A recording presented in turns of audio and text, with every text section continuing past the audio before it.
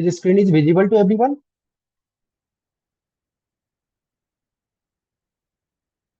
Yes sir. Okay. तो yes guys sir. Last class में हम लोगों ने याद, अगर आपको याद हो, कल के क्लास में स्टैट्स पेपर स्टार्ट किए हुए थे और बार बार इलेक्ट्रिसिटी कट होने के कारण हम लोगों को क्लास कैंसिल करना पड़ा। आज दोबारा से हम लोग स्टैट्स की क्लास में स्टार्ट कर रहे हैं और पूरा फ्रेश माइंड से पढ़ेंगे शुरुआत से। मतलब कल क्या पढ़े थे, कहाँ तक किए थे, वो सब सबको भूल जाते हैं और शुरुआत से स्टार्ट करते हैं। क्योंकि जो बच्चे बाद में आएंगे उनको मुझे रिकॉर्डिंग भी प्रोवाइड करनी पड़ेगी, तो उनके लिए भी थोड़ा आइडिया हो जाए सिलेबस के बारे में। ठीक है।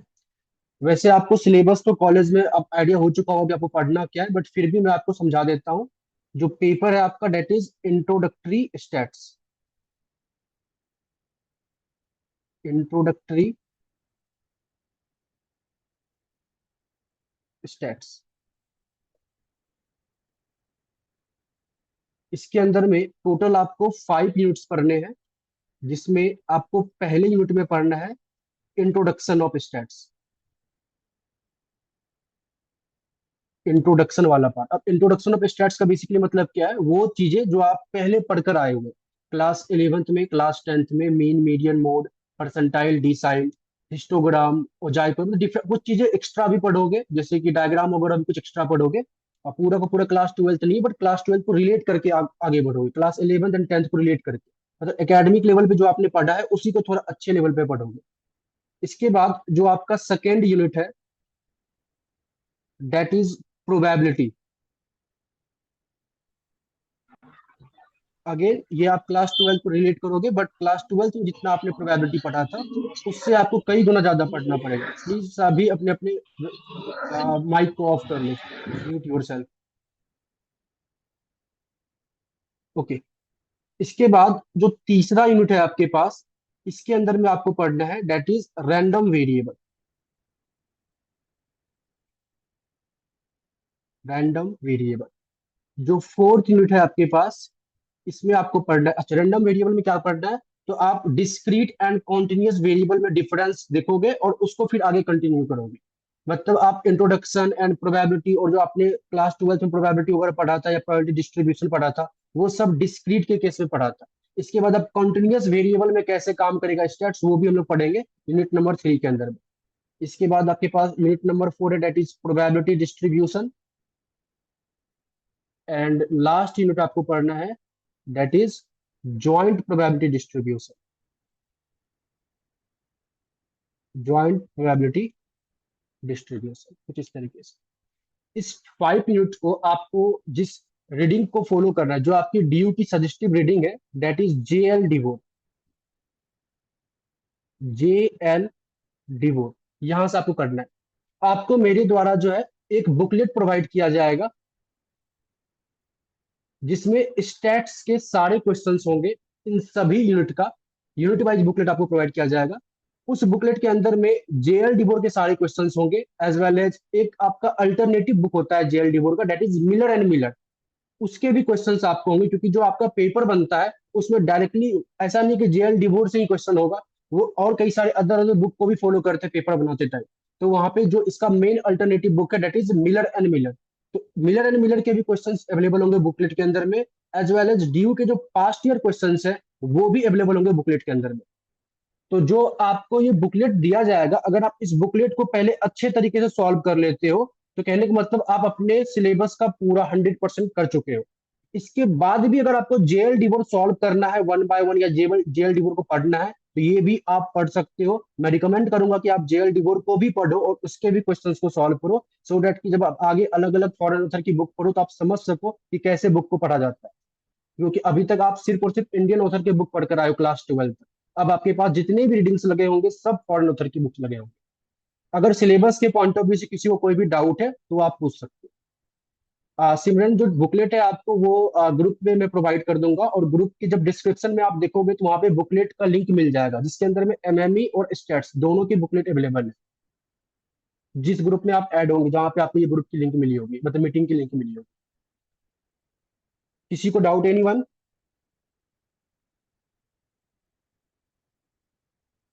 ओके, सिलेबस के पॉइंट ऑफ व्यू से आई थिंक क्लियर है सभी को। हम लोग स्टार्ट क्या करेंगे आज की क्लास में, हम लोग स्टार्ट करेंगे यूनिट नंबर 1। इंट्रोडक्शन वाला पार्ट।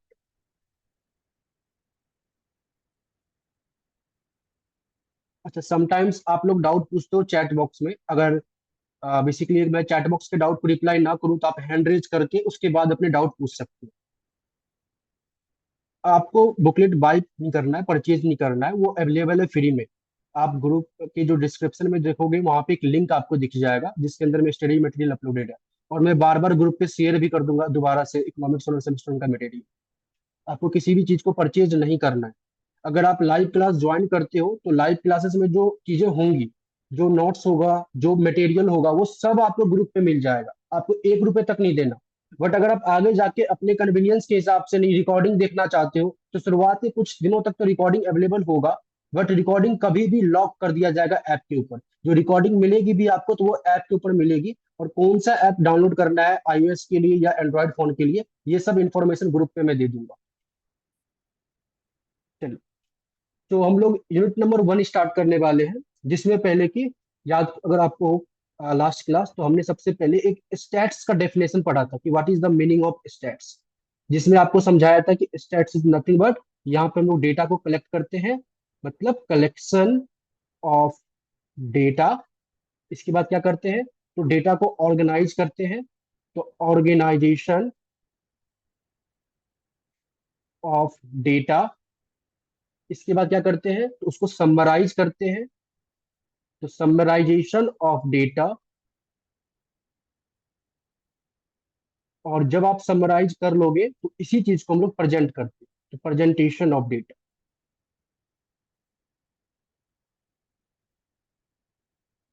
ठीक है। तो सबसे पहले मैंने आपको बताया था कल की क्लास में कि कलेक्शन ऑफ डेटा क्या होता है। मतलब हम लोग डेटा कलेक्ट करते हैं फील्ड वर्क से।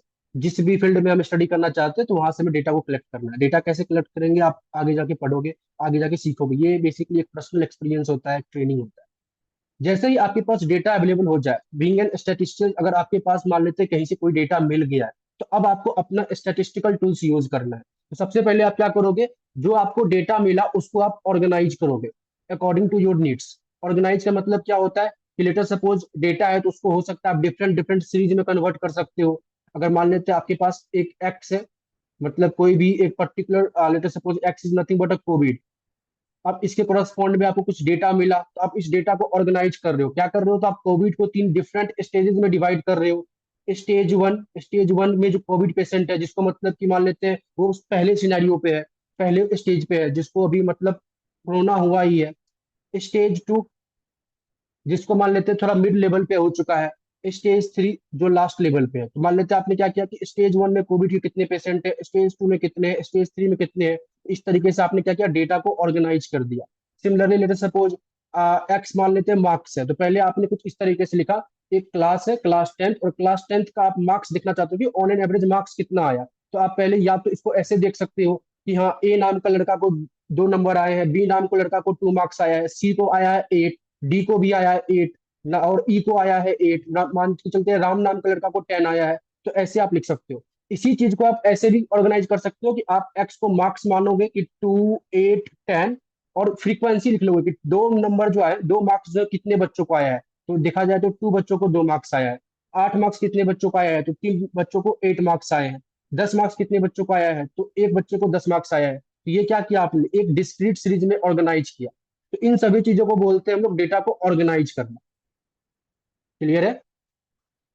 जब आप अपने नीड्स के अकॉर्डिंग डेटा को ऑर्गेनाइज कर लेते हो, जिस भी टूल्स का आप यूज कर रहे हो, आगे जाके आप टूल्स यूज करना सीखोगे, अलग अलग सॉफ्टवेयर सीखोगे। तो जिस सॉफ्टवेयर में जो चीज का नीड्स है उसके अकॉर्डिंग जब आप डेटा को ऑर्गेनाइज कर लोगे, तो इसके बाद जो आपके पास आता है concept, that is summarisation of data. Summarisation of data क्या होता है कि अब जब डेटा को आपने ऑर्गेनाइज कर लिया तो with the help of statistical tools, वो क्या हो सकते हैं, वो हो सकते हैं mean, median, mode, percentile, decide, जिस भी फील्ड में आपको काम करना है। तो ये सब एक क्या है, स्टैटिस्टिकल टूल्स है। तो उस टूल्स को यूज करके आप डेटा को समराइज कर रहे हो, जो भी डेटा है उसका आप आंसर बता रहे हो। तो इसको बोलते हैं हम लोग समराइजेशन ऑफ डेटा। और जैसे ही समराइज आपने कर दिया डेटा को, तो फिर आप उसको प्रेजेंट करते हो with the help of different different diagram. Line diagram बनाते हो, पाई चार्ट बनाते हो, डॉट प्लॉट्स बनाते हो, ओजाइव कर्व बनाते हो, हिस्टोग्राम बनाते हो, कई सारे डायग्राम होते हैं। तो जैसा आपके पास डेटा है, जैसा आपके पास नीड्स है, उसके अकॉर्डिंग आप काम करोगे। तो ये पूरा प्रोसेस को हम लोग बोलते हैं stats, collection of data, organisation of data, summarisation of data and presentation of data. Clear? किसी को डाउट? एनीवन? चलिए, मुझे नहीं लगता यहाँ तक कोई डाउट हो, क्योंकि लास्ट क्लास में भी किया हुआ है। बाकी कोई जो नया स्टूडेंट ज्वाइन किया है उसको डाउट हो तो पूछ सकते हैं। ओके। जब हम लोग स्टैट्स का बेसिक मतलब समझ गए, इसके बाद मैंने आपको बोला गया, क्या बोला था, कि हम लोग अपने सिलेबस में टू टाइप्स ऑफ स्टैट्स को पढ़ेंगे। कौन कौन से? एक तो हमारे पास होगा descriptive stats,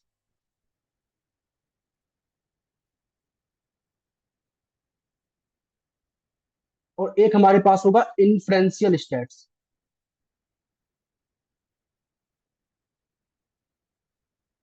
okay. I hope मैंने लास्ट क्लास में आप लोगों से पूछा हुआ था और कुछ बच्चों ने जवाब भी दिया था। डिस्क्रिप्टिव स्टैट्स क्या होता है?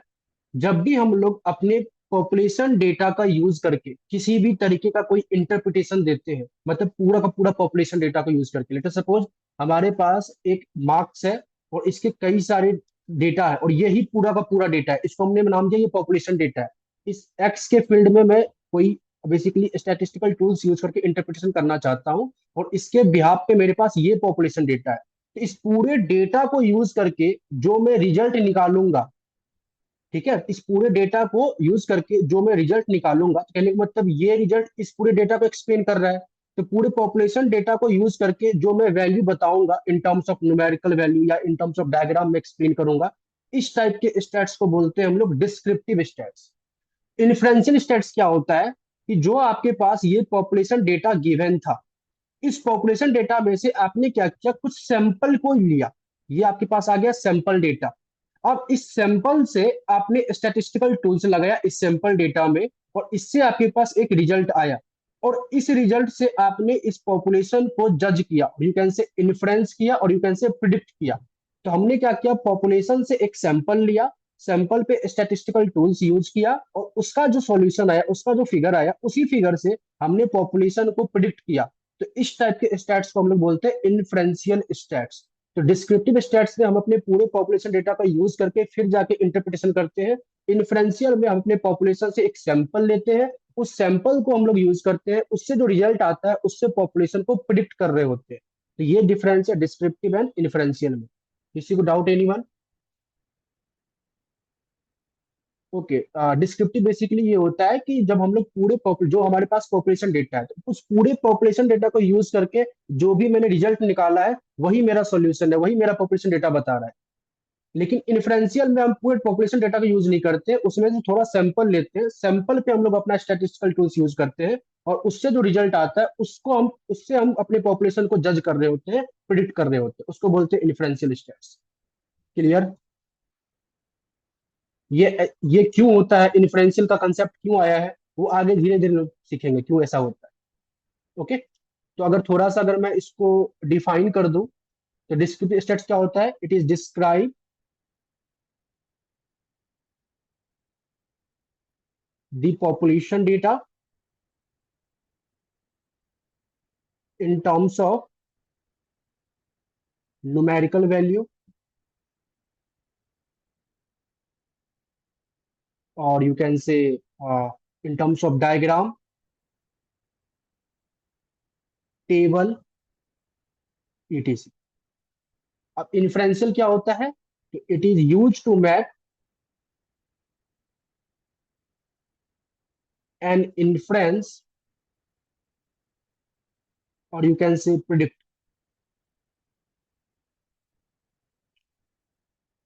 Of population data by using the help of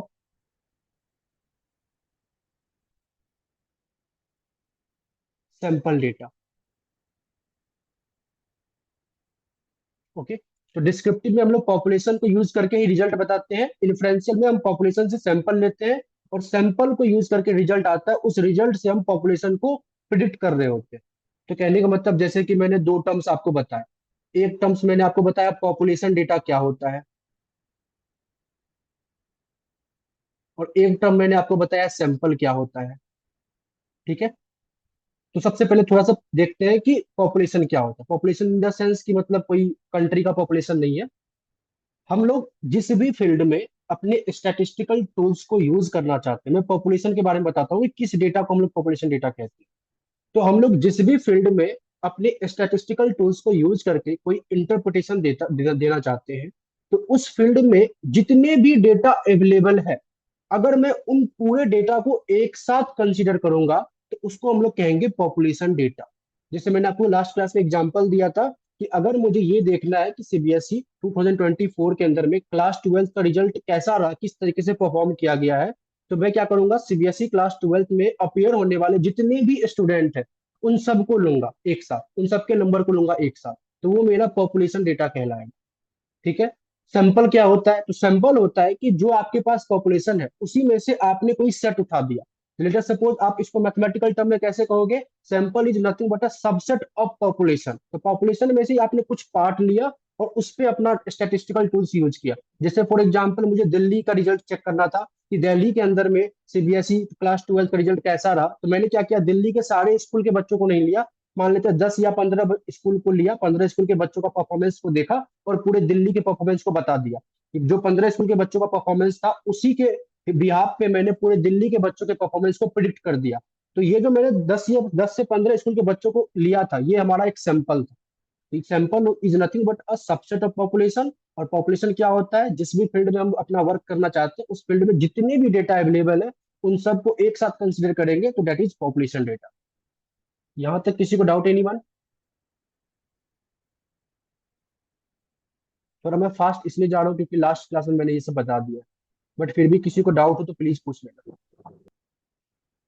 clear है सभी को? यस चलिए, सर। Yes sir. यहाँ तक क्लियर है। तो अब हम लोग आगे क्या पढ़ने वाले हैं, जैसे कि हम लोगों ने पॉपुलेशन सैंपल वगैरह पढ़ लिया, तो हमारा कंसेप्ट क्या है, सबसे पहले यूनिट नंबर 1 में कि समराइजेशन ऑफ डेटा सीखना, मतलब मीन मीडियन मोड ये सब सीखना। तो मीन मीडियन मोड में सबसे पहले हम लोग मीन की बात करेंगे। मीन मतलब क्या होता है, एवरेज निकालना। और एवरेज क्या होता है, सिंगल नंबर जो कि पूरे डेटा को बता रहा हो। ठीक है। तो सबसे पहले हम लोग बात करते हैं सैंपल मीन के बारे में।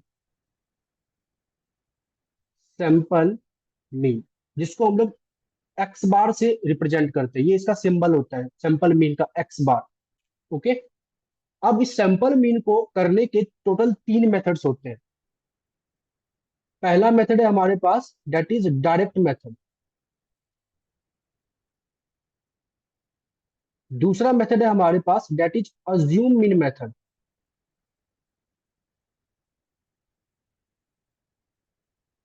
जो तीसरा मेथड है हमारे पास, that is step deviation method.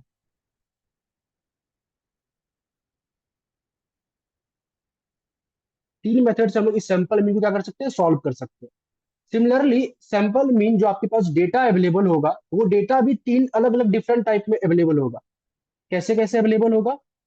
हो सकता है डेटा आपके पास इंडिविजुअल सीरीज में हो सकता है डेटा जो आपके पास है वो डिस्क्रीट सीरीज में हो सकता है जो डेटा आपके पास है वो कॉन्टिन्यूअस सीरीज में हो। तो 3 डिफरेंट डिफरेंट सीरीज में डेटा आपके पास अवेलेबल हो सकता है। और इन तीनों डिफरेंट डिफरेंट सीरीज को मैं 3 डिफरेंट डिफरेंट मेथड से सैंपल मीन निकाल सकता हूँ। तो इस अब हम लोग क्या करने वाले हैं, इन तीनों मेथड को सीखेंगे एक एक करके। ठीक है। ध्यान से देखिए। तो सबसे पहले देखते हैं हम लोग कि अगर हमारे पास इंडिविजुअल सीरीज है, या इस तरीके से मैंने जैसे लास्ट क्लास में आप लोगों को बताया था, अगर आप वैसे सीखना चाहो तो वो भी बेटर है, आपके पास एक प्रॉपर नोट बन जाता है।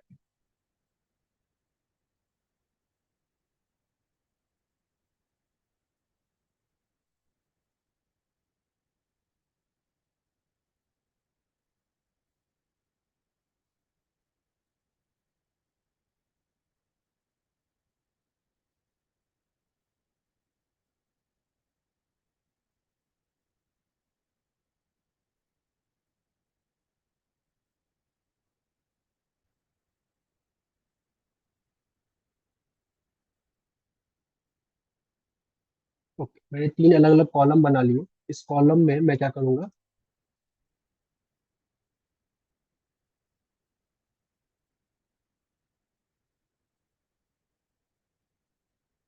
देखो, तो लेटर सपोज मैं एक बार लेके चलूंगा इंडिविजुअल सीरीज,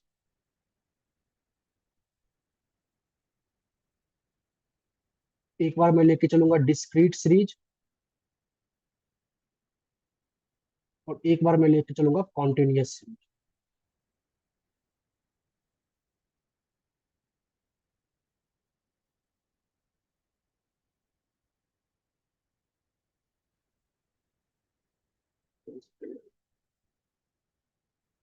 ओके, सो अब डिस्क्रीट इंडिविजुअल सीरीज कैसे अवेलेबल होता है हमारे पास। इंडिविजुअल सीरीज में हमारे पास लेट सपोज कोई एक्स है जो कि एक मार्क्स गिवन है, तो कुछ इस तरीके से 9, 8, 7, 5, 1, कुछ इस तरीके से आपके पास अवेलेबल है।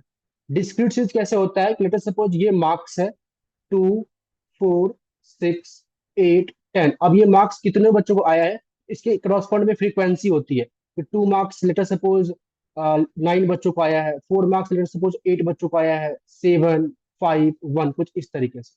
जो कंटिन्यूअस सीरीज होता है हमारे पास वो कैसे अवेलेबल होता है, तो क्लास इंटरवल में किस इस तरीके से 0 से लेकर 10 मार्क्स कितने बच्चों को आया है, 10 से लेकर 20 मार्क्स के बीच में कितने बच्चे हैं, 20 से लेकर 30 के बीच में कितने बच्चे हैं, 30 से 40 के बीच में कितने बच्चे हैं, 40 से 50 के बीच में कितने बच्चे हैं। तो इसके करस्पॉन्ड में फ्रीक्वेंसी होती है। लेटर सपोज 9 बच्चे हैं, 8 है, 7 है, 5 है, 1 है। तो अगर आपके पास नॉर्मल कुछ ऐसे ऑब्जर्वेशन हो गिवन तो वो इंडिविजुअल सीरीज है। एक्स और फ्रीक्वेंसी के फॉर्म में हो तो वो डिस्क्रीट सीरीज है। क्लास इंटरवल एंड फ्रीक्वेंसी के बेसिकली फॉर्म में हो तो हमारे पास कॉन्टिन्यूअस सीरीज है। अब तीनों सीरीज को डिफरेंट डिफरेंट मेथड से कैसे सॉल्व करते हैं वो देखते हैं। तो सबसे पहले लेटर सपोज हम लोग सीख रहे हैं डायरेक्ट मेथड। डायरेक्ट मेथड, तो डायरेक्ट मेथड में इंडिविजुअल सीरीज को सॉल्व करने का मतलब मीन निकालने का जो फॉर्मूला होता है वो होता है समेशन ऑफ एक्स अपॉन में एन। जहां पे ये जो समेशन ऑफ एक्स है वो क्या है, ये जो आपके पास एक्स ऑब्जर्वेशन गिवन है इन सब का सम टोटल, जो कि 9, 8, 7, 5, 1, इसको टोटल करोगे तो ये 30 आ जाएगा। तो समेशन ऑफ एक्स आपके पास 30 है। जो यहाँ नीचे स्मॉल एन है, स्मॉल एन क्या है, नंबर ऑफ ऑब्जर्वेशन, जो कितने हैं 1, 2, 3, 4, 5, टोटल 5 ऑब्जर्वेशन आपने लिए, तो this is your number of observation. तो 30 डिवाइड बाय जब 5 करोगे तो आपके पास मीन आ जाएगा यहाँ से 6। अब आते हैं डिस्क्रीट सीरीज में कैसे इसको सॉल्व करते हैं। डिस्क्रीट सीरीज में मीन निकालने का जो फॉर्मूला होता है एक्स, वो होता है summation of F X upon में समेशन ऑफ एफ। ये समेशन ऑफ एफ एक्स कैसे निकालेंगे, तो सबसे पहले एक आपको कॉलम और ऐड करना होता है डेट इज एफ एक्स, जो कि इस एक्स और एफ को मल्टीप्लाई करके निकालते हैं हम लोग। जैसे 9 2 जा 18, 8 4 जा 32, 7 6 जा 42, 8 5 जा 40 एंड 10 into 1 to 10 आ जाएगा। ठीक है, तो अब इन सब को जब आप ऐड करोगे तो ये आपके पास आ जाएगा समेशन ऑफ एफ एक्स। और ये जो फ्रीक्वेंसी दे रखी है 9 8 7 5 1, इन सबको ऐड करोगे तो आपके पास आ जाएगा समेशन ऑफ एफ। अब इसको आप ऐड करके रखोगे तो आपके पास आंसर आ जाएगा। ठीक है, अब आते हैं कॉन्टिन्यूअस सीरीज में। कॉन्टिन्यूअस सीरीज में हमें क्या करना होता है, सबसे पहले एक एक्स निकालना होता है। ये एक्स क्या है, तो x is nothing but mid value. ठीक है, अब ये मिड वैल्यू कैसे निकालते हैं, तो ये निकालते हैं हम लोग upper limit plus lower limit divide by 2। ये रहा मेरे पास अपर लिमिट पहले क्लास इंटरवल का, और ये 0 इज द लोअर लिमिट, तो इन दोनों का एडिशन डिवाइड बाई 2। तो 10 + 0 डिवाइड बाई 2 कितना हो जाएगा, 5। फिर जब सेकेंड क्लास इंटरवल की बात करेंगे तो upper limit is 20, lower limit is 10। 20 + 10 divide by 2 कितना हो जाएगा, 15। सिमिलरली 30 + 20 डिवाइड बाई 2 कितना हो जाएगा, 25। 30 फिर आगे 35 आ जाएगा, ये आ जाएगा 45। तो सबसे पहले हम लोग निकालते हैं मिड वैल्यू। मिड वैल्यू जैसे निकल गया, फिर से हम एक और कॉलम निकालेंगे एफ एक्स, मतलब इस फ्रीक्वेंसी और ये मिड वैल्यू को मल्टीप्लाई करेंगे तो हमारे पास आएगा एफ एक्स। जैसे 9 5 जा 45, फिर आगे आप मल्टीप्लाई करोगे, मतलब कैलकुलेशन आपको खुद से करना है। ये जब आप कर लोगे तो यहाँ से जो मीन निकालने का फॉर्मूला होता है वो सेम वही होता है, summation of F X upon में summation of F. Summation of F X मेरा क्या है, तो इन सब का addition summation of F X है, और समेशन ऑफ एफ मेरा क्या है, तो ये फ्रीक्वेंसी का एडिशन समेशन ऑफ एफ। ये आप निकाल लोगे, पुट कर दोगे, आपके पास मीन आ जाएगा। तो इस तरीके से हम लोग डायरेक्ट मेथड में 3 अलग अलग सीरीज के क्वेश्चन को सॉल्व कर सकते हैं। किसी को डाउट है एनीवन यहाँ तक?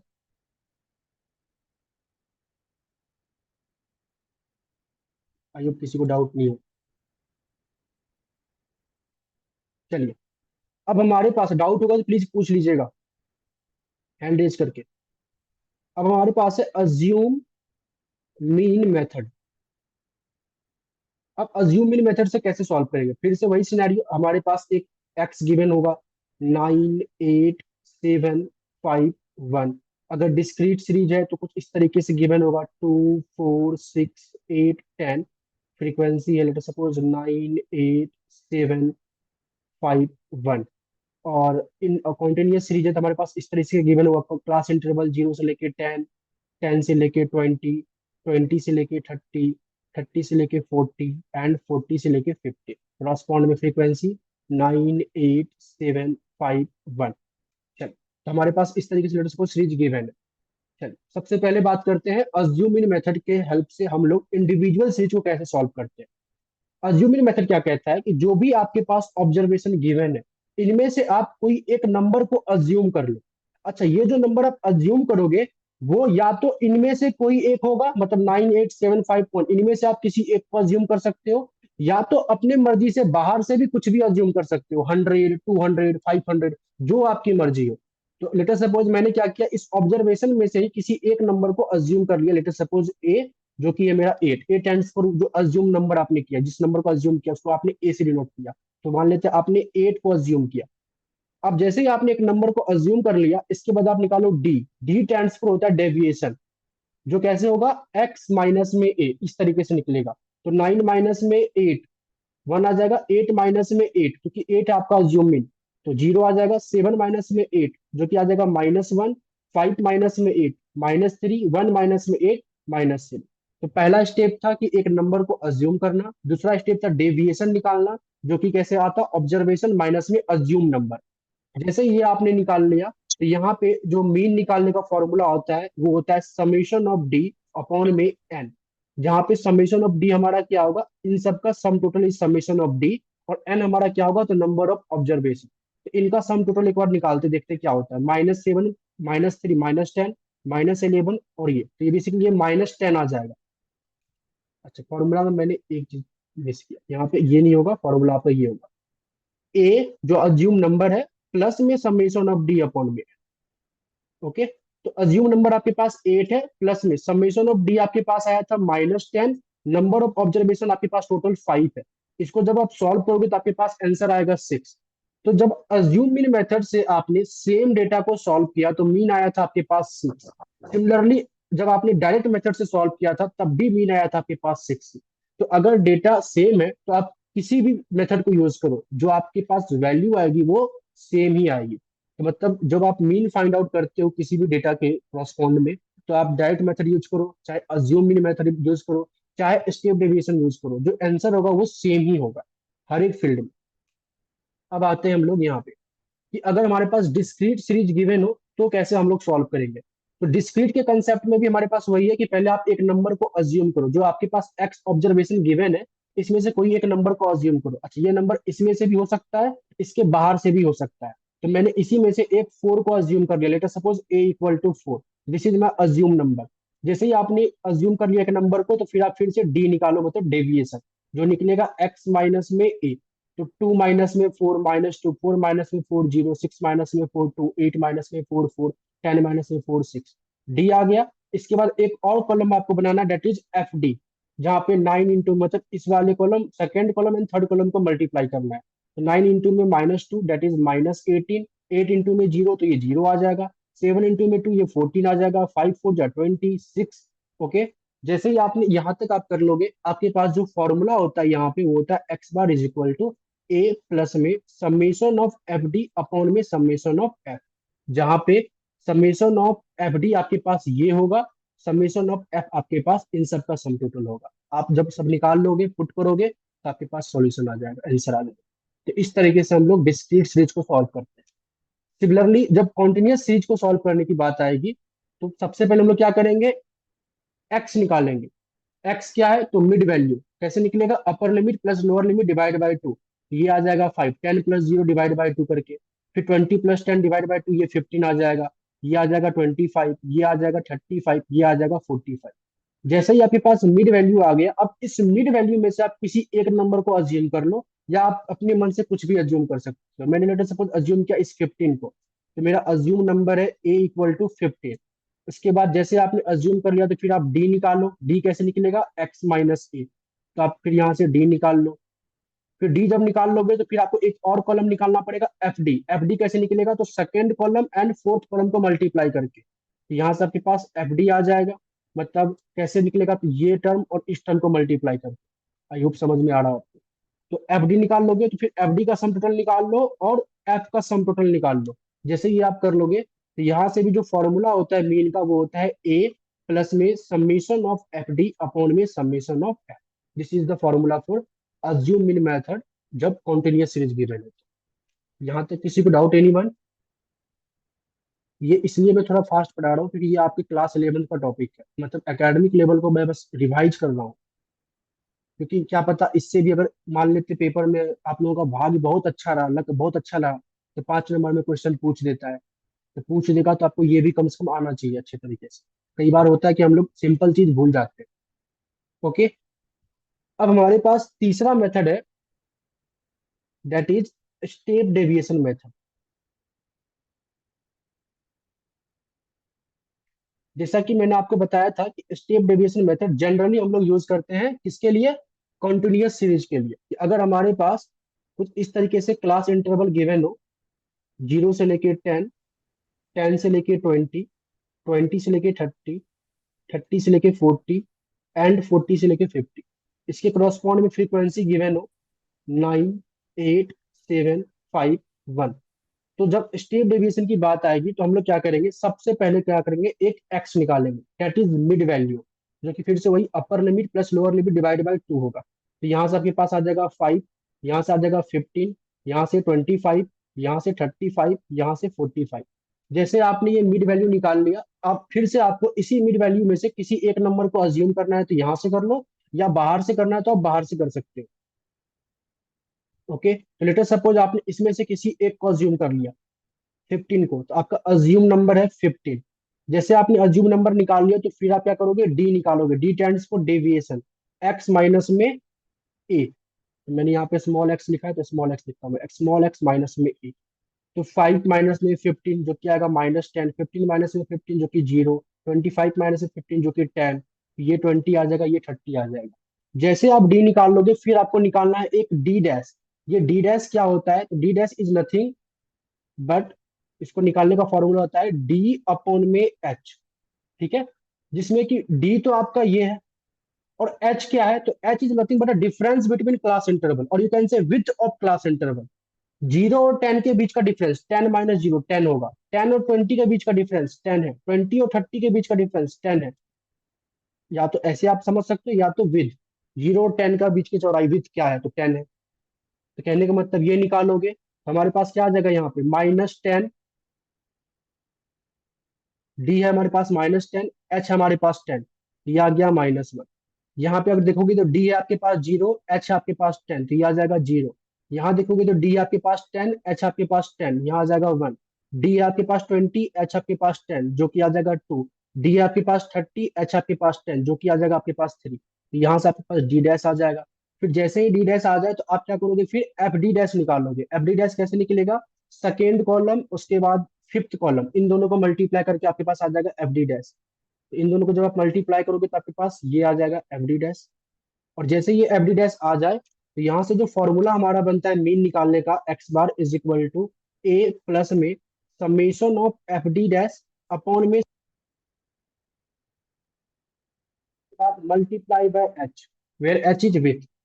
तो कहने का मतलब यहाँ पे समेशन ऑफ एफ डी हमारे पास ये होगा, summation of F D dash, summation of F मेरा ये होगा, और एच की वैल्यू होगी 10, मतलब जो क्लास इंटरवल का आपके पास आ रहा है विथ।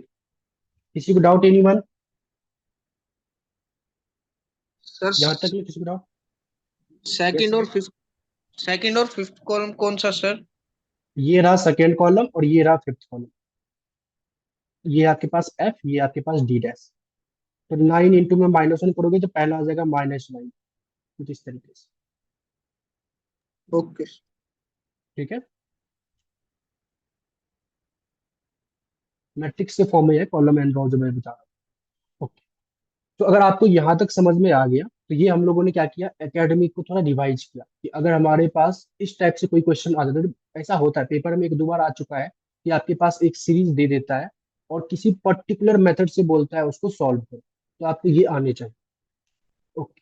तो एकेडमिक करने के बाद अभी जितना हम लोगों ने पढ़ा, अगर इस पे किसी तरीके का कोई एप्लीकेशन बेस्ड क्वेश्चन आता तो कैसे सॉल्व करते, जैसे हम लोग एक क्वेश्चन करेंगे अपने बुकलेट का और उसको समझना कैसे वो सॉल्व होगा बुकलेट का क्वेश्चन। ये इस टाइप से बुकलेट आपको मिलेगा। जो आई थिंक कल तक ग्रुप पे ज्वाइन है उसको ये बुकलेट मिल चुका होगा। मैं दोबारा शेयर कर दूंगा। यस सिमरन, मैं क्लास नोट शेयर करूंगा, ठीक है। ओके। सो बुकलेट के अंदर में आप क्या करोगे, पहला तो जैसे अर्थमेटिक मीन है ये सब आप सॉल्व कर लोगे, जैसे अभी हमने तरीका आपको बताया। फिर अर्थमेटिक मीन सॉल्व करना है कॉन्टिन्यूअस सीरीज में, ये भी आप कर लोगे। तो मैं कर रहा हूँ एक क्वेश्चन नंबर 5। इस क्वेश्चन नंबर 5 को देखना। कल भी हम लोग इस क्वेश्चन को डिस्कस किए थे। क्वेश्चन नंबर 5 में क्या बोला गया आपको, बोला कि the sum of the deviation of a certain number of observation measured from 4 is 72। इतने लाइन को समझो। बोला आपको sum of the deviation of a certain number of observation measured from 4। तो आपके पास सर्टेन नंबर ऑफ ऑब्जर्वेशन है जिसको आप एक्स से डिनोट करते हैं, एक्स कई सारे ऑब्जर्वेशन होते हैं। इसमें मेजर्ड फ्रॉम 4 और इनका जो सम है इसकी वैल्यू आपको दे रखी है 72। Clear. Sum of the deviation, deviation का भी मतलब माइनस होता है। सम ऑफ द डेविएशन मतलब कोई चीज को सब्ट्रैक्ट करना। तो sum of the deviation of a certain number of observation measured from 4 is 72। इसी के बाद आपको इसी क्वेश्चन में क्या बोला, and sum of the deviation of the same value from 7 is 3। मतलब कि सेम ऑब्जर्वेशन से जब मैं 7 को मेजर करता हूँ, डेविएट करता हूँ, इसकी वैल्यू आती है -3। आपको बोला find the number of observation and there mean. आपको क्या करना है, नंबर ऑफ ऑब्जर्वेशन बताना है क्या होगा, एंड मीन बताना है क्या होगा। तो क्वेश्चन को इंटरप्रेट कैसे किए, क्वेश्चन को पढ़कर जो हमने इंफॉर्मेशन लिखा ये सबको समझ में आया। Yes, sir. ओके, चलो। तो कहने के बाद हमारे पास इंफॉर्मेशन कुछ इस तरीके से है। मैं अगर यहाँ पे लिखूँ तो क्वेश्चन हम लोग 5 कर रहे हैं। तो समेशन ऑफ x-4 जो था वो था हमारे पास 72। और दूसरा हमारे पास इंफॉर्मेशन है समेशन ऑफ x-7 जो था वो है हमारे पास -3। प्लीज सभी अपने आप को म्यूट कर लो यार। तनीषा आप म्यूट कर लो अपने आप को प्लीज। यही है, x-7 इक्वल टू -3। ठीक,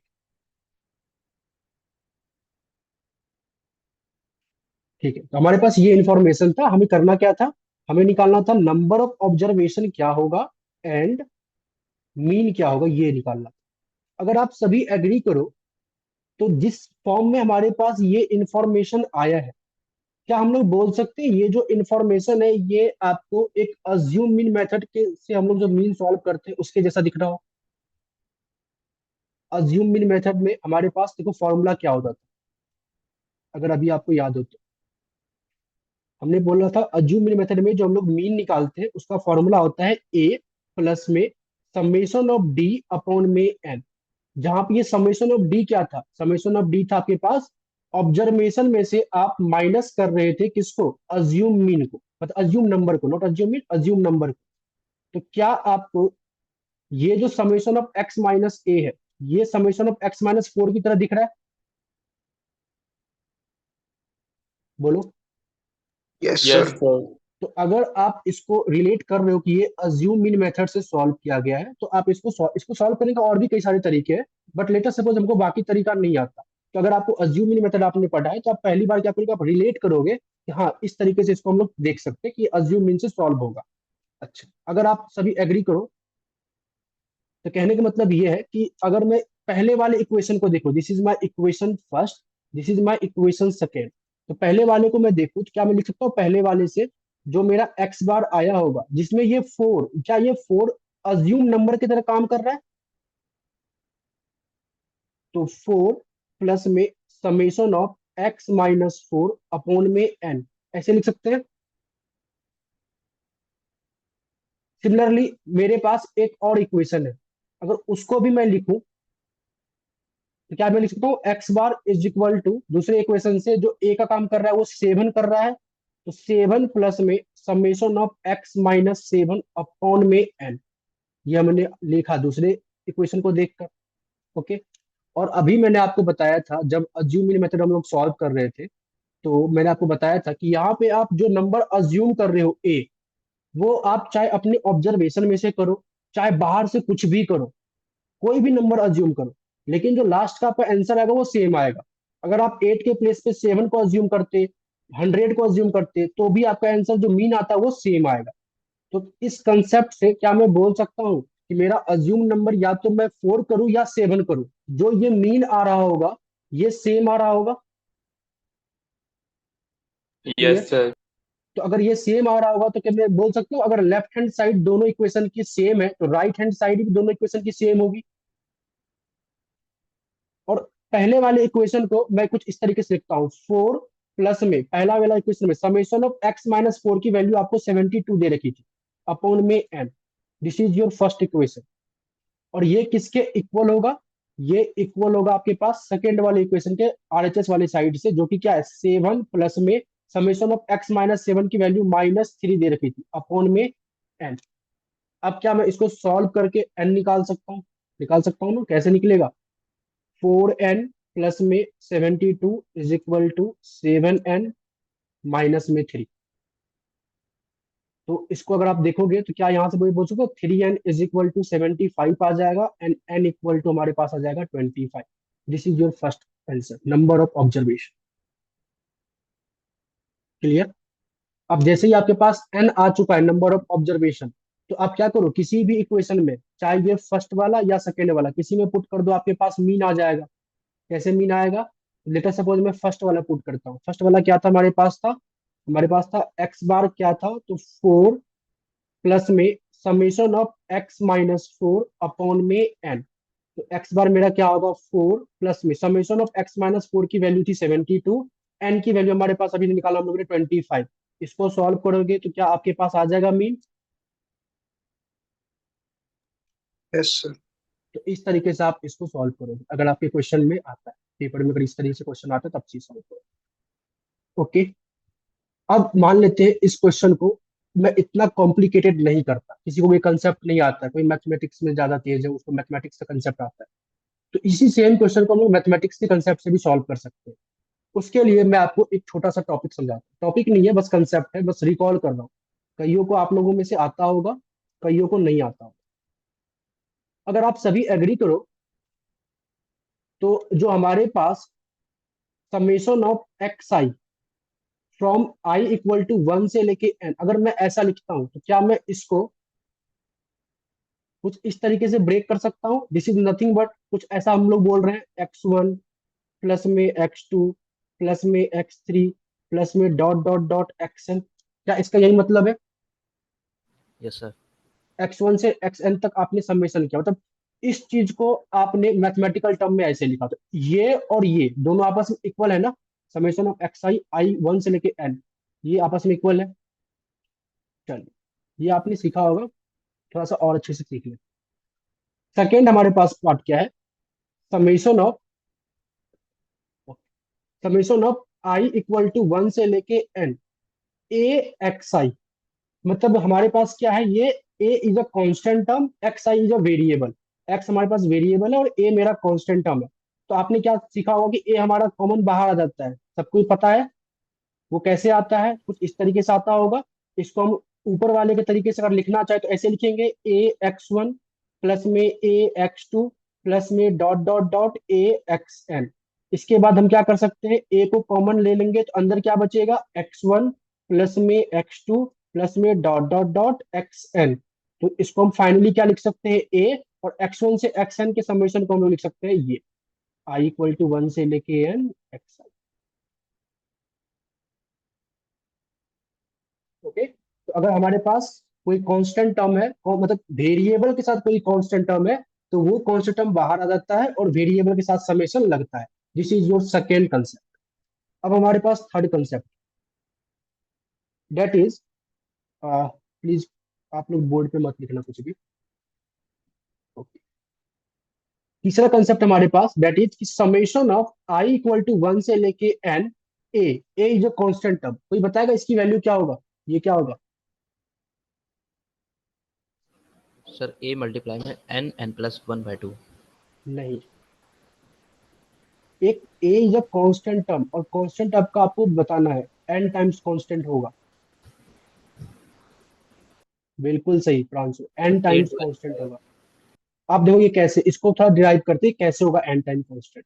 ध्यान से देखिएगा, क्या मैं इसको ये लिख सकता हूँ, summation of I equal to 1 से लेके एन ए, और मैंने एक वेरिएबल यहाँ पे लगाया एक्स आई पे पावर 0 अपने मन से। समथिंग पे पावर 0 क्या होता है, 1। 1. और 1 को मैं मल्टीप्लाई कर सकता हूँ ना, 1 को मल्टीप्लाई करने से क्या वैल्यू चेंज होती है, नहीं होती है। तो मैंने अपने मन से एक्स आई पे पावर 0 को मल्टीप्लाई कर दिया, और एक्स आई पे पावर 0 की वैल्यू होगी 1, समथिंग पे पावर 0 होता है 1। अब ध्यान से देखो, अगर ये अपने मन से कर दिया, तो इसको मैं सेकंड वाले के तरीके से देखूं, सेकंड वाले के तरीके से कैसे ब्रेक करूंगा, ए x1 पे पावर 0 प्लस ए x2 पे power 0 plus dot dot dot ए xn पे पावर 0। ओके, अब यहां से मैं जब मैं ए को कॉमन लूंगा, ये आएगा x1 पे पावर 0। अच्छा ये पावर है तो ध्यान रखना, x2 पे power 0 plus dot dot dot xn पे पावर 0, मतलब ठीक है।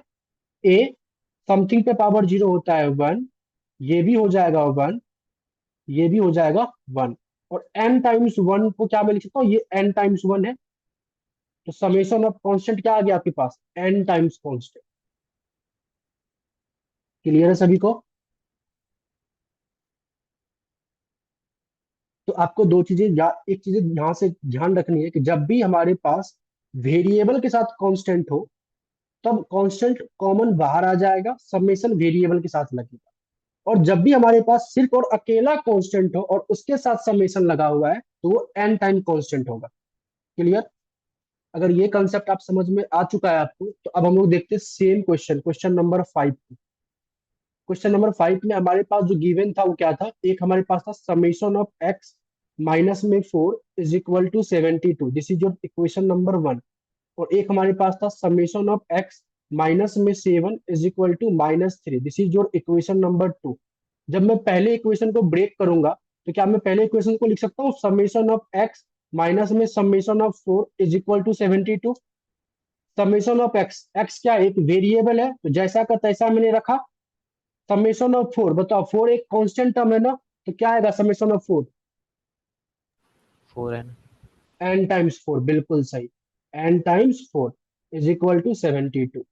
सिमिलरली अगर मेरे पास ये ऐसा आया, तो इसको क्या लिख सकता हूं मैं, समेशन ऑफ एक्स माइनस में summation of 7 is equal to -3। Summation of x को जैसे का तैसा रहने दिया, समेशन ऑफ 7 क्या हो जाएगा, ये n times 7 is equal to -3। अब इन दोनों को हम लोग एक साथ लिखकर सब्सटीट्यूशन या एलिमिनेशन मेथड से सॉल्व करते हैं। समेशन ऑफ एक्स माइनस में 4n इज इक्वल टू 72, हमारे पास ये एक इक्वेशन है।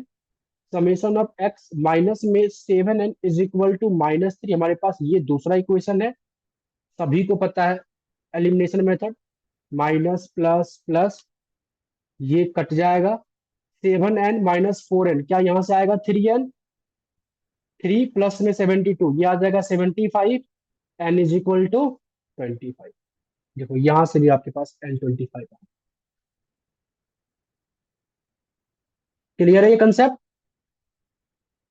तो कई बार आप स्टैट्स के क्वेश्चन को ऐसे सिंपल तरीके से भी सॉल्व कर सकते हो। अगर आपको कंसेप्ट नहीं आता, ये वाला इतना नहीं आता, इसको आप फॉर्मूला से रिलेट नहीं कर पा रहे हो, तो आप इसको सेम इस तरीके से सॉल्व कर सकते हो। अब जैसे एन मेरे पास आ गया, तो आप क्या करोगे, एक्स बार भी निकाल लोगे पुट करके। पता है एक्स बार कैसे निकलेगा, अगर मान लेते एक्स बार निकालना हो तो कैसे निकलता, ध्यान से देखो कैसे निकलता। हमारे पास एक इक्वेशन पता है कि समेशन ऑफ एक्स माइनस में 4n जो है वो 72 होता है। हमने n की वैल्यू पुट कर दी, समेशन ऑफ x माइनस में 4n हमारे पास है 25 इज इक्वल टू 72। हमारे पास क्या आ जाएगा, समेशन ऑफ x आ जाएगा, जो कि क्या आएगा 72 प्लस में 100। Summation of x is nothing but 172। Okay, अब एक बात बताओ, मीन क्या होता है, समेशन ऑफ x अपॉन में n होता है। समेशन ऑफ x आ गया आपके पास 172, n आपके पास आ जाएगा 25। सॉल्व करो, you will get your answer. Clear है। Yes, sir. ओके, यहां तक में किसी को डाउट एनीवन। अभी हम लोगों ने जो बेसिक पढ़ा एकेडमिक लेवल का, उसके ऊपर एक एप्लीकेशन क्वेश्चन किया। जहां तक डाउट नहीं है, अगर किसी को डाउट हो तो हैंड रेज कर देना, मैं रुक के बता दूंगा डाउट, ठीक है। आगे हमारे पास जो नया कंसेप्ट आता है दैट इज कंबाइंड मीन का। कंबाइंड मीन, कंबाइंड मीन अब क्या होता है, कहता है लेटर सपोज आपने क्या किया कि एक स्कूल में क्लास टेंथ के दो सेक्शन थे। तो आपने क्लास टेंथ के जो दो सेक्शन थे, तो आपने पहले सेक्शन ए का अलग मीन निकाल लिया।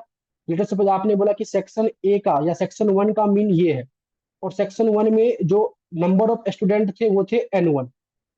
और आपने क्या किया, सेक्शन बी या सेक्शन टू का एक अलग मीन निकाल लिया कि सेक्शन टू का मीन ये है और सेक्शन टू में नंबर ऑफ स्टूडेंट ये थे। लेकिन अब लेटर सपोज आपको बोलता है कि नहीं, मुझे ना कंबाइन मीन दो, मतलब क्लास टेंथ में जितने बच्चे हैं उनका पूरा मीन दे दो, अलग अलग सेक्शन का ना करके आप हमको पूरा एक साथ बता दो। तो अगर आपने दो डिफरेंट मीन को कंबाइन करके बताना है तो उसके लिए हमारे पास एक फॉर्मूला होता है। फॉर्मूला कैसे आता है वो मैं आपको पहले बता देता हूँ। आप क्या करोगे, इन दो डिफरेंट मीन को as a variable, as a observation treat करोगे, और जो नंबर ऑफ स्टूडेंट थे उसको एज अ फ्रीक्वेंसी ट्रीट करोगे।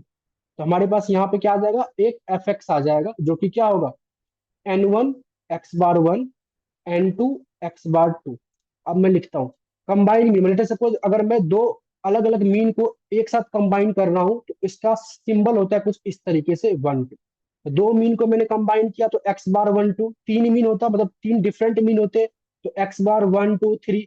मान लो यहाँ पे ए रहता, यहाँ पे बी रहता, तो मैं लिखता X bar A B। तो ये सिंबल है इसका कंबाइन मीन। क्लियर?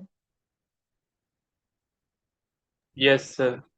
ओके। तो यहां से मैं इसको रिमूव कर रहा हूं। तो जो मीन, कंबाइंड मीन का फॉर्मूला होता है वो क्या होता है, N1 X bar 1 प्लस में N2 X bar 2, मतलब जितने फ्रीक्वेंसी थे उसको आपने उसके मीन से मल्टीप्लाई कर दिया, फिर दूसरे सेक्शन का जितना था उसको उसके मीन से मल्टीप्लाई कर दिया, all divided by N1 plus में N2। This is your formula for finding out the combined. Okay. अब देखते हैं ये फॉर्मूला क्वेश्चन पे कैसे काम करेगा, क्वेश्चन पे कैसे, इस पे क्वेश्चन कैसे बन सकते हैं, कैसे पूछ सकता है आपसे। चलो फिर से हम लोग क्या करते हैं, कुछ बुकलेट के क्वेश्चंस करेंगे। तो अभी फिलहाल मैं बुकलेट आपको दिखा दे रहा हूँ, क्या पता कुछ कुछ बच्चों के पास हो, कुछ बच्चों के पास ना हो। मैं शो करता हूँ। तो लेटर सपोज कंबाइंड मीन का एक क्वेश्चन मैं करता हूँ ये। 1 सेकेंड।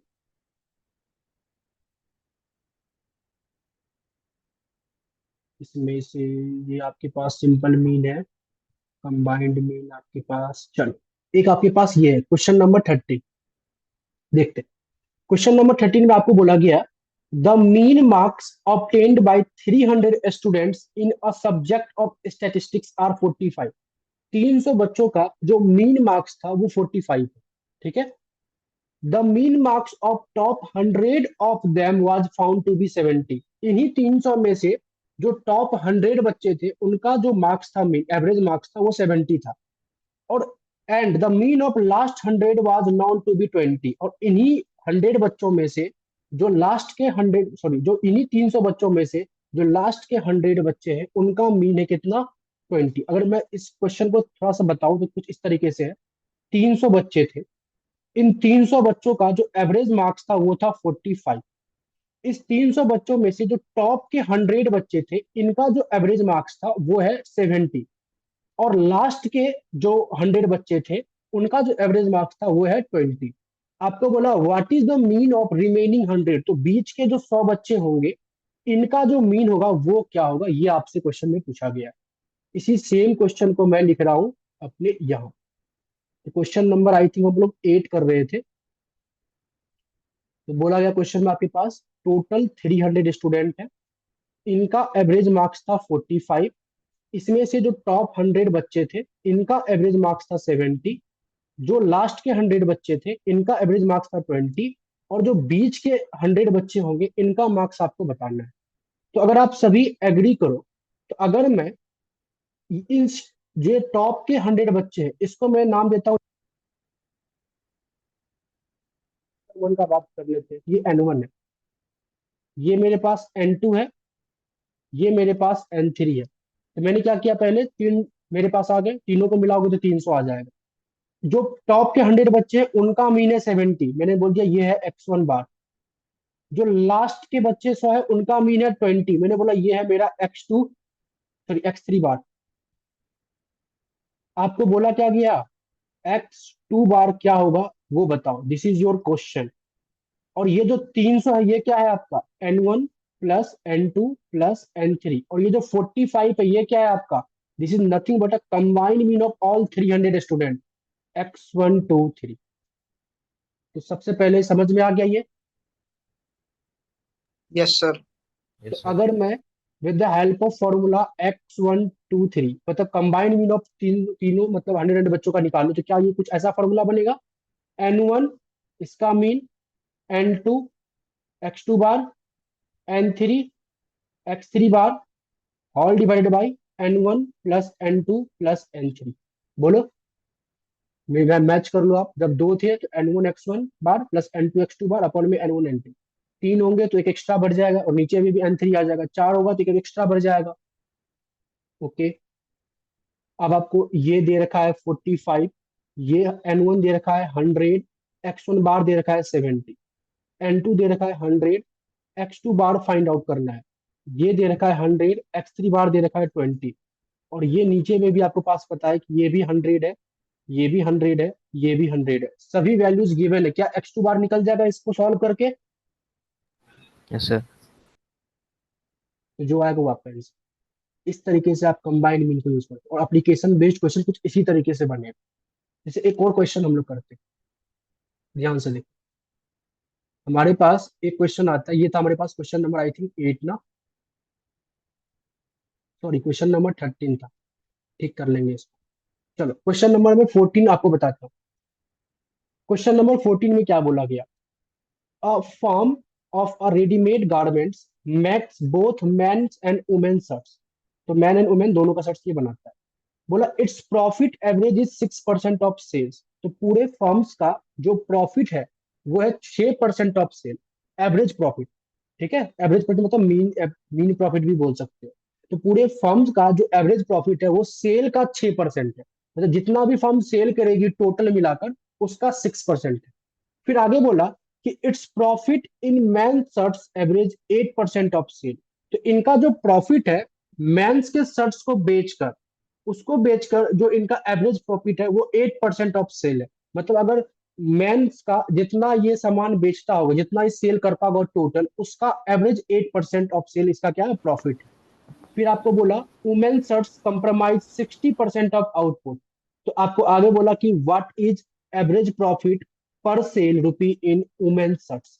तो आपको बोला वुमेन शर्ट से कितना एवरेज प्रॉफिट आता होगा। क्वेश्चन को मैं आप थोड़ा सा ट्री डायग्राम से समझाता हूँ, ध्यान से देखो। एक बात बताओ, सब परसेंटेज के फॉर्म में है तो इसको नंबर की तरह मैं लिख सकता हूँ, ठीक है। तो सब परसेंटेज के फॉर्म में तो मतलब 60 को 60, 6 को 6 ऐसे मैं लिख सकता हूँ। देखिए, आप एक बात बताओ, अगर वुमेन का जो शर्ट्स है टोटल आउटपुट का 60% है, मतलब जो फॉर्म में वुमेन का शर्ट बनता है वो टोटल 60% बनता है टोटल आउटपुट का, तो क्या मैं बोल सकता हूँ मैन का जो बनता होगा वो 40% बनता होगा? Yes, sir. ठीक है, Yes, sir. तो वुमेन का टोटल जो आउटपुट है वो 60% है, और मैन का क्या है 40%। अब आपको क्या बोला कि जो मेन का सेल है, जो मैन का सेल है उसका 8% सेल ऑफ एवरेज प्रॉफिट देता है। तो मैं बोल सकता हूँ कि जो मैन का 40% आउटपुट में जो सेल होता होगा, इससे 8% जो है एवरेज प्रॉफिट आता होगा फर्म का। Yes, sir. Yes, sir. ठीक है, वुमेन का जितना भी होता है ये क्या होगा ये हमें निकालना है। ठीक है, टोटल 100% ऑफ आउटपुट फर्म बेचती है, सेल करती है, और टोटल सेल से जो फर्म्स को एवरेज मिल रहा है प्रॉफिट वो मिल रहा है 6% का। तो ध्यान से देखो मैं क्या बोल रहा हूँ। मैं बोल रहा हूँ ये क्वेश्चन नंबर आई थिंक 14 है कि total man and women in दोनों को मिलाकर 100% आउटपुट बनता है। इस 100% आउटपुट में से जो एवरेज प्रॉफिट है वो है फर्म का 6%। अब इस 100% आउटपुट में 60% आउटपुट किसके बन रहा है? वुमेन का बन रहा है। 40% आउटपुट किसका बन रहा है? मैन का बन रहा है। इस 40% मैन के आउटपुट में से जो एवरेज प्रॉफिट आ रहा है वो आ रहा है 8% का, और इससे वुमेन से क्या आएगा वो हमें निकालना है। तो मैं ध्यान से देखो मैं क्या कर रहा हूँ, इस एम को एज अ एन एम के तरह ट्रीट कर रहा हूँ, मतलब नंबर ऑफ आउटपुट जो मैन गारमेंट्स में यूज हो रहा है। इस डब्ल्यू को मतलब 60% ऑफ आउटपुट को मैं एन डब्ल्यू की तरह यूज कर रहा हूँ। इस एवरेज को मैं क्या कर रहा हूँ, एक्स बार एम की तरह ट्रीट कर रहा हूँ कि मैन से कितना एवरेज प्रॉफिट मिल रहा है।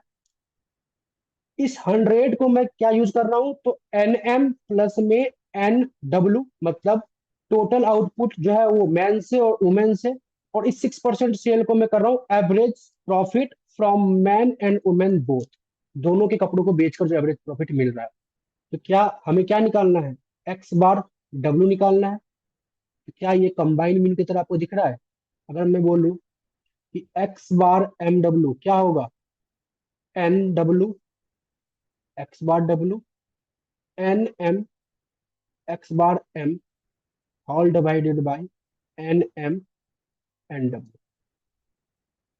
ओवरऑल दे रखा है 6, एन डब्ल्यू दे रखा है कि 60% आउटपुट है, एक्स बार डब्ल्यू यही आपको निकालना है, एन एम ये दे रखा है 40% आउटपुट है, और इससे इसको 8% मिल रहा है, मतलब नॉर्मली 8 में लिख, सब परसेंटेज में है तो सिंगल फॉर्म में लिख रहे हैं। All divided by 60 plus 40, sorry 40 plus 60। अब क्या इसको सॉल्व करोगे तो आपके पास आ जाएगा एक्स बार डब्ल्यू क्या होगा, बोलो। Yes, sir. तो इस तरीके से Yes. आपके पास कंबाइंड मीन का क्वेश्चन आ सकता है। ओके, ये क्वेश्चन नंबर 8 नहीं था, क्वेश्चन नंबर 30। चलिए, तो पहला कंसेप्ट हम लोगों ने क्या देखा, कंबाइंड मीन का। अब हमारे पास एक कंसेप्ट आता है, कंसेप्ट बोलो या एक टर्म बोल लो, जैसे कि इनकरेक्ट ऑब्जर्वेशन।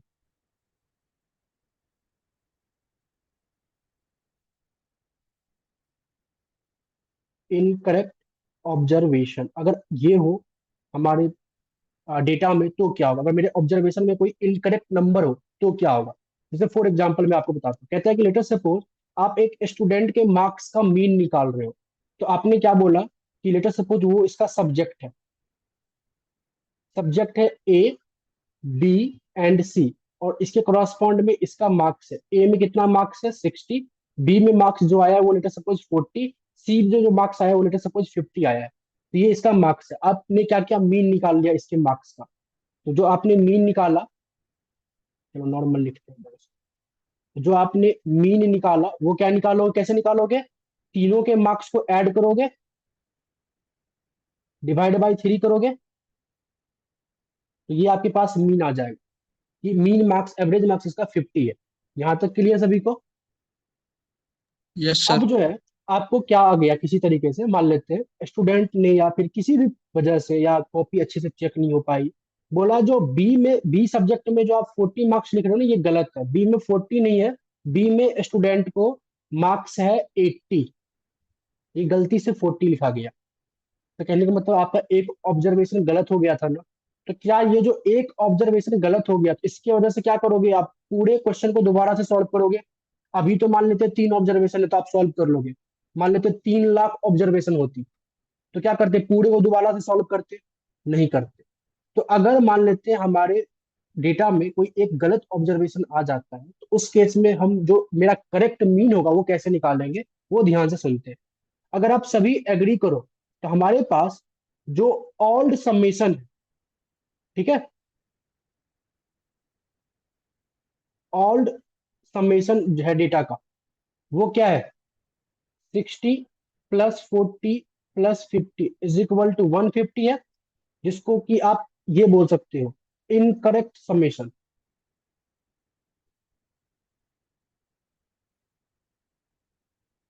बोलो, अगर बी वाला मार्क्स गलत था तो मैं बोल सकता हूँ ना मेरा टोटल जो समेशन आया होगा पहले, ये जो मेरा टोटल समेशन आया होगा पहले ये एक इनकरेक्ट समेशन है। तो कहता है करेक्ट समेशन कैसे निकालोगे, सबसे पहले बोला आपको क्या, कि आप क्या करो, करेक्ट समेशन निकाल लो। ये तो आपके पास पहले से निकला होगा, जो आपने पहले सॉल्व किया होगा, तभी तो 150 डिवाइड बाई 3 करके 50 लाया होगा आपने। तो बोला आप करेक्ट समेशन निकाल लो। ये करेक्ट समेशन कैसे आएगा? तो कहता है जो आपके पास इनकरेक्ट समेशन था,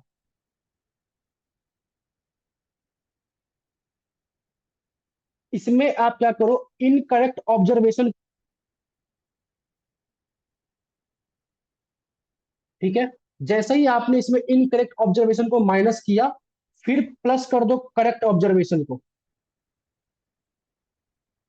तो कहने का मतलब क्या है कि पहले से आपके पास 150 इनकरेक्ट समेशन गिवन होगा, इसके बाद आपको पता चला कि नहीं, बी का मार्क्स इनकरेक्ट ऑब्जर्वेशन था, मतलब बी में जो 40 नंबर थे वो गलत नंबर थे, तो उसको आपने माइनस कर दिया।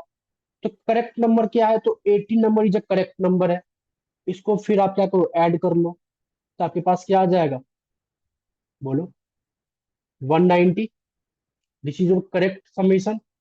देयरफॉर जो आपका न्यू मीन होगा वो क्या होगा, करेक्ट समेशन, जो कि है 190 divided by number of observation, जो आज भी 3 है। क्लियर? तो आपको पूरा क्वेश्चन दोबारा से ना करके आपको करना क्या है, जो आपका ऑब्जर्वेशन आया था वो अब आपका क्या हो गया, गलत हो गया है, तो आप क्या करो, इनकरेक्ट समेशन में से इनकरेक्ट ऑब्जर्वेशन को माइनस कर दो, करेक्ट ऑब्जर्वेशन को ऐड कर दो, आपके पास आ जाएगा करेक्ट समेशन, फिर आप न्यू मीन निकाल दो। ये क्लियर है सभी को? Yes, sir. Yes, Yes, sir. sir. चलो, तो अब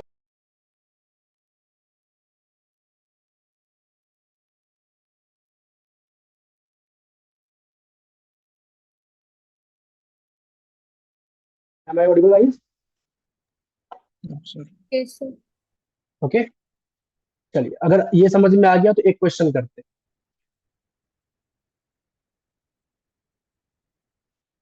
तो लेट अस सपोज ये करते, क्वेश्चन नंबर 9।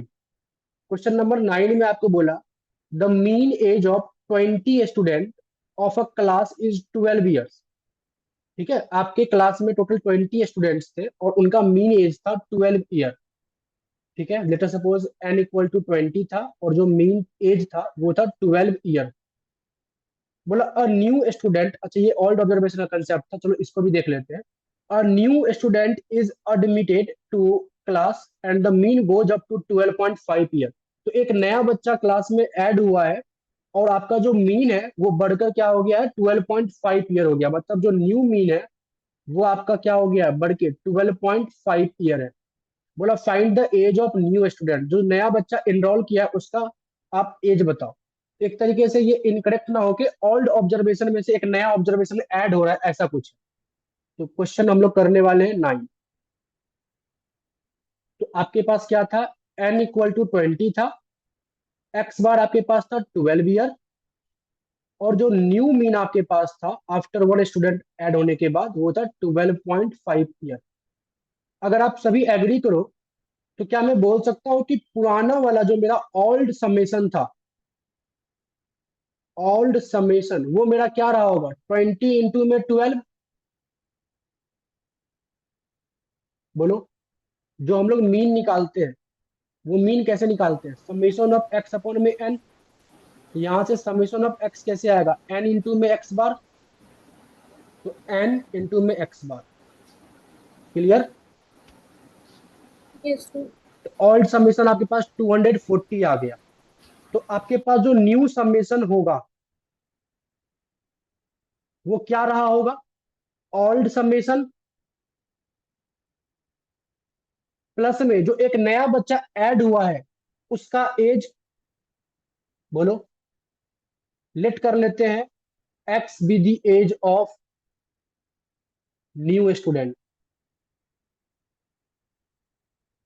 तो मैंने एक्स कर दिया ऐड, तो कहने का मतलब जो आया है वो क्या आ गया, 240 प्लस में x. This is your new summation. और जैसे न्यू समेशन आपके पास आ गया तो आप क्या कर सकते हो, न्यू मीन भी निकाल सकते हो।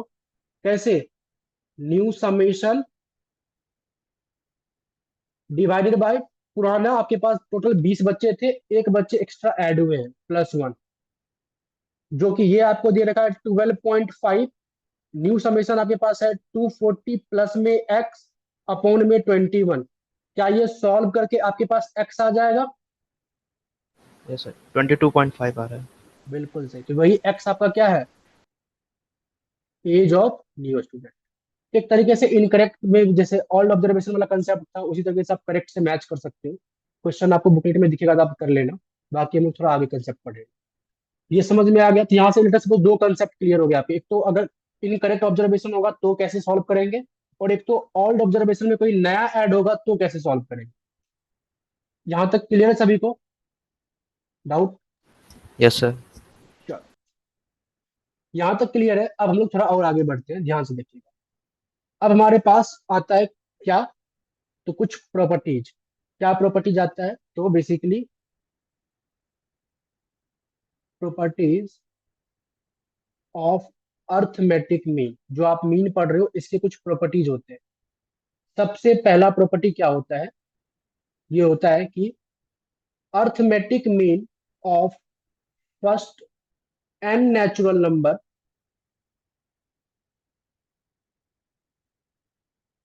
Is n+1/2। ये होता है arithmetic mean of first n natural number. देखते हैं इसका प्रूफ कैसे होगा। लेट अस सपोज आपके पास ऑब्जर्वेशन है एन नेचुरल नंबर का, 1, 2, 3, इस तरीके से आपके पास ऑब्जर्वेशन है, एन ऑब्जर्वेशन है। इसका अगर मैं मीन निकालूंगा तो क्या निकलेगा? Mean summation of x divided by N.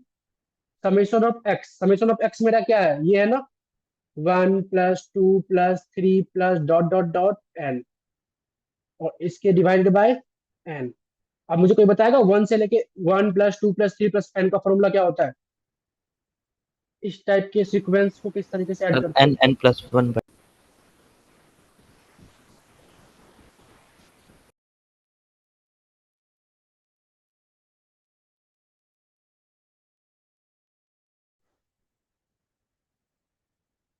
Okay, divided by n. यहाँ तक क्लियर है? Yes sir. अब देखो यहाँ से ये एन और ये एन कट जाएगा, फाइनली क्या बचेगा? n+1/2। प्रूफ हो गया कि फर्स्ट एन नेचुरल नंबर का जो अर्थमेटिक मीन होगा क्या होगा? n+1/2 होगा। तो इससे पहले जो किसी ने n × n+1/2 बोला था, 1+1+1+1+ का, वो उसका नहीं, वो इसका फॉर्मूला होता है। चलिए, this is your first property. जो सेकेंड प्रॉपर्टी हमारे पास आता है वो कहता है कि सम ऑफ द स्क्वायर या sum of the deviation of arithmetic mean, या sum of the deviation from arithmetic mean लिख सकते हो इसको, from arithmetic mean is always equal to 0।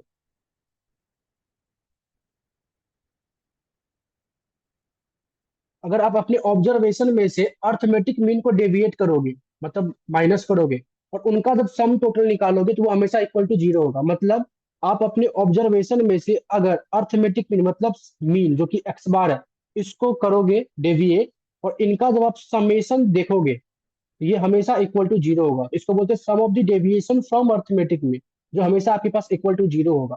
इसका प्रूफ देखते हैं। हमारे पास एलएचएस क्या है? समेशन ऑफ एक्स माइनस में एक्स बार। क्या इसको लिख सकते हैं इस तरीके से? समेशन ऑफ एक्स माइनस में summation of x bar.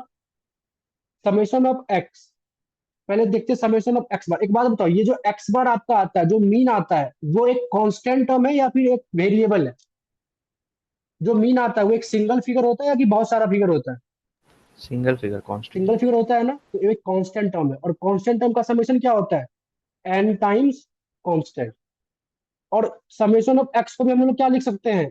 N times x bar. कैसे? क्योंकि एक्स बार का फॉर्मूला होता है समेशन ऑफ एक्स अपॉन में एन। तो समेशन ऑफ एक्स क्या होगा? N times x bar. मतलब यहाँ से जब आप समेशन ऑफ एक्स निकालोगे तो एन इंटू में एक्स बार, ये होगा ना। तो आपने समेशन ऑफ एक्स की जगह पे एन एक्स बार लिख दिया। क्लियर?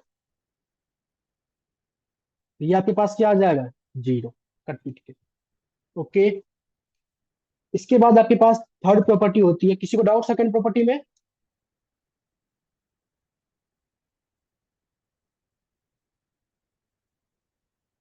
बोलो, डाउट है किसी को सेकंड प्रॉपर्टी में? No, sir.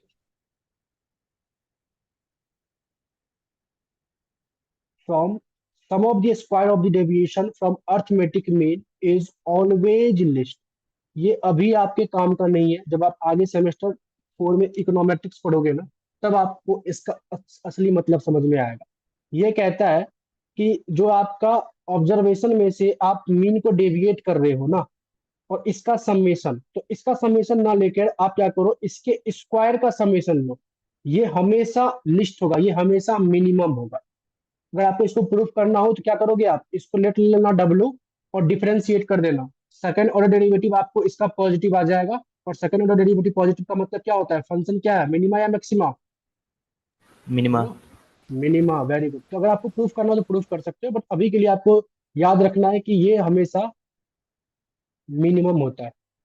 इसका कंसेप्ट, इसका यूज आप सेमेस्टर 4 इकोनॉमेट्रिक्स में पढ़ोगे। अभी बहुत रेयर चांस है कि कहीं पे यूज हो जाए, ऐसे यूज नहीं होगा आपके सेमेस्टर 1 में। चलिए, इसके बाद चौथा हमारे पास होता है change of origin and change of scale. Change of origin का मतलब होता है कि आपके ऑब्जर्वेशन में से कुछ ऐड या सब्ट्रैक्ट हो जाना। चेंज ऑफ स्केल का मतलब होता है आपके ऑब्जर्वेशन में कुछ मल्टीप्लाई या डिवाइड हो जाना। तो कहता है कि अगर आपने कोई मीन निकाल लिया और आपके ऑब्जर्वेशन में कुछ प्लस या माइनस हो जाता है, तो आपके मीन में क्या इंपैक्ट पड़ेगा, या मल्टीप्लाई या डिवाइड होता है तो मीन में क्या इंपैक्ट पड़ेगा, वो देखते हैं। तो इसमें मैं सबसे पहले आपको बताता हूँ change of origin. Change of origin कहता है, लेटर सपोज आपके पास पहले एक ऑब्जर्वेशन था एक्स, इसके कई सारे आपके पास ऑब्जर्वेशन थे कुछ इस तरीके से, X1 X2 dot dot dot dot XN, इस तरीके से ऑब्जर्वेशन थे। आपने क्या किया, इसका मीन निकाला जो कि आया x बार। तो इस x ऑब्जर्वेशन का मीन क्या होगा, x बार होगा। ठीक है। कहता है कि किसी भी वजह से पता ये चला कि जो आपका ऑब्जर्वेशन है ना, इसमें कोई एक कांस्टेंट टर्म ऐड हो गया है, या कोई एक कांस्टेंट टर्म माइनस हो गया है, तो इसको बोलते हैं चेंज ऑफ ओरिजिन। तो इसको मैंने नाम दिया लेट, ये एक नया ऑब्जर्वेशन है y। तो अब मुझे ये देखना है कि जो y बार होगा ये क्या होगा। तो अगर आप सभी एग्री करो तो y बार हम लोग कैसे निकालेंगे, summation of y divide by n। बोलो। Yes sir. और समेशन ऑफ y मेरा क्या है, summation of x plus c, y का काम x कर रहा है, x प्लस सी कर रहा है, डिवाइड बाई n। तो y bar is equal to क्या होगा, समेशन ऑफ x प्लस में summation of c divide by n। फिर आगे चलेंगे तो y बार मेरा क्या होगा, समेशन ऑफ x अपॉन में n प्लस में समेशन ऑफ c क्या आएगा, एक कांस्टेंट टर्म का summation n time constant upon में n, ये n कट जाएगा। y बार आपका क्या आएगा, समेशन ऑफ x अपॉन में n को आप x बार लिख सकते हो, और यहां से आपके पास c आ जाएगा। तो पता है ये क्या बता रहा है, जब आपका ऑब्जर्वेशन x था तो आपका मीन आया था x बार। जब आपका ऑब्जर्वेशन में कोई एक extra term, constant term add हो गया c, तो आपका जो मीन हो गया वो भी क्या हो गया, उस कांस्टेंट टर्म से ऐड हो गया। तो जब भी आपके ऑब्जर्वेशन में कोई कांस्टेंट टर्म ऐड होगा या सब्ट्रैक्ट होगा, तो आपके मीन में भी वो कांस्टेंट टर्म ऐड हो जाएगा। अगर सब्ट्रैक्ट हो रहा है तो सब्ट्रैक्ट हो जाएगा। क्लियर है सभी को ये चीज? बोलो। Yes, yes. sir. अब हमारे पास आता है change of scale. Change of scale में भी वही है, आपके पास लेटर सपोज एक्स के ऑब्जर्वेशन है, इसका मीन था एक्स बार। आपको बोला एक आपके एक्स में ना एक सी से मल्टीप्लाई हो गया है, एक सी एक कांस्टेंट टर्म है जिसे मल्टीप्लाई हो गया। मल्टीप्लाई हो गया मतलब क्या हो गया, चेंज ऑफ स्केल। तो आपको बोला मीन निकालो, कि नया जो वाई है इसका मीन निकालो, वाई बार निकालो। समेशन ऑफ क्या बोलोगे, समेशन ऑफ वाई अपॉन में एन। तो समेशन ऑफ वाई क्या है, सी एक्स अपॉन में एन। क्या करेंगे, यहाँ से सी बाहर आ जाएगा यस सर। क्योंकि सी वेरिएबल के साथ है। तो C summation of X by N को क्या लिख सकते हैं हम लोग, एक्स बार। तो वाई बार आपके पास क्या आया, सी इंटू में एक्स बार।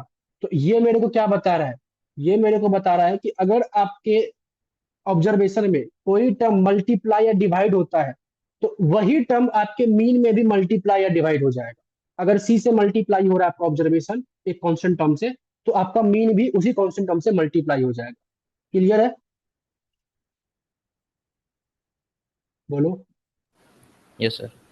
ओके, अगर यहाँ तक समझ में आ गया तो this is all about the concept of arithmetic में, जिसमें हम लोगों ने बेसिक कंसेप्ट, प्रॉपर्टीज एंड कुछ क्वेश्चंस भी कर लिए हैं। नेक्स्ट क्लास में हम लोग मीन के आगे फिर मीडियन और यू कैन से पोजिशनल एवरेज को स्टार्ट करेंगे। किसी को कोई डाउट हो तो आप लोग पूछ सकते हो। आप अभी इस बुकलेट के क्वेश्चंस आप कर सकते हो कुछ, जहां तक मीन के क्वेश्चन है इधर यहाँ तक क्वेश्चन नंबर 20 तक आप लोग सॉल्व कर सकते हैं। 1 सेकेंड, किसको डाउट है? सर ओरिजिनल वाला समझा दो प्लीज। ओरिजिनल में कुछ इस तरीके से था कि लेटर सपोज अगर आपके वेरिएबल में ना कोई वेरिएबल है, उसमें एक नया सी ऐड हो रहा है, तो जो इसका पहले मीन था ना उसके मीन में भी एक नया सी ऐड हो जाएगा। अगर आपका ऑब्जर्वेशन है उसका आपने मीन निकाल लिया, लेटर सपोज एक्स ऑब्जर्वेशन था उसका मीन था एक्स बार, तो अगर किसी वजह से उस ऑब्जर्वेशन में कुछ ऐड हो गया, कोई कांस्टेंट टर्म या कोई कांस्टेंट टर्म माइनस हो गया, तो अगर वो कांस्टेंट टर्म ऐड हो रहा है तो आपके मीन में भी वो कांस्टेंट टर्म ऐड हो जाएगा। आपको दोबारा से पूरा कैलकुलेशन नहीं करना, आप सिंपली क्या करोगे अपने मीन में उस कांस्टेंट टर्म को ऐड कर दोगे, और अगर कोई कांस्टेंट टर्म सब्ट्रैक्ट हो रहा है तो अपने मीन में उस कांस्टेंट टर्म को सब्ट्रैक्ट कर दोगे। क्लियर? यहाँ तक क्लियर है सभी को? Yes, sir. और कोई डाउट किसी को? एनीवन? चलो, तो this is all about today class. और जैसा कि मैंने आपको बताया है कि आप आराम से लाइव क्लासेस पढ़ सकते हो पूरा। ओके, आज की क्लास में हम इतना ही करेंगे।